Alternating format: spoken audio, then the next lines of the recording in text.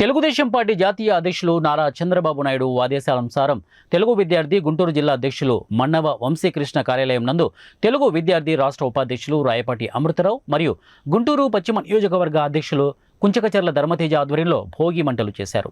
ఈ కార్యక్రమంలో ముఖ్య అతిథులుగా గుంటూరు పశ్చిమ నియోజకవర్గ ఇన్ఛార్జి కోవెలమూడి రవీంద్ర, తెలుగు విద్యార్థి గుంటూరు జిల్లా అధ్యక్షులు మన్నవ వంశీకృష్ణ పాల్గొన్నారు. అనంతరం కోవెలమూడి రవీంద్ర మాట్లాడుతూ సైకో పాలనని అంతమొందించి సైకిల్ పాలన తీసుకురావాలని పిలుపునిచ్చారు. భోగి సంక్రాంతి శుభాకాంక్షలు. తెలుగుదేశం పార్టీ విద్యార్థి నాయకుడు, జిల్లా విద్యార్థి నాయకుడు మన్నవ వంశీకృష్ణ ఆధ్వర్యంలో ఈరోజు ఆయన ఆఫీస్ నందు భోగి మంటలు చెడంతా భోగి మంటలు వేసి మంచంతా మీకు రావాలని, అట్లాగే ఈ సైకో పాలన పోయి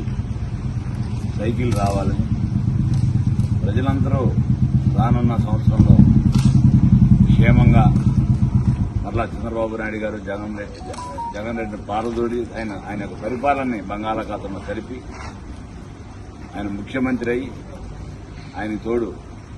జనసేన పవన్ కళ్యాణ్ కలిసి ఈ రాష్ట్రంలో ప్రభుత్వం ఏర్పాటు చేయాలని చెప్పి మనస్ఫూర్తిగా కోరుకుంటూ ఇక్కడికి వచ్చిన ప్రతి ఒక్క విద్యార్థి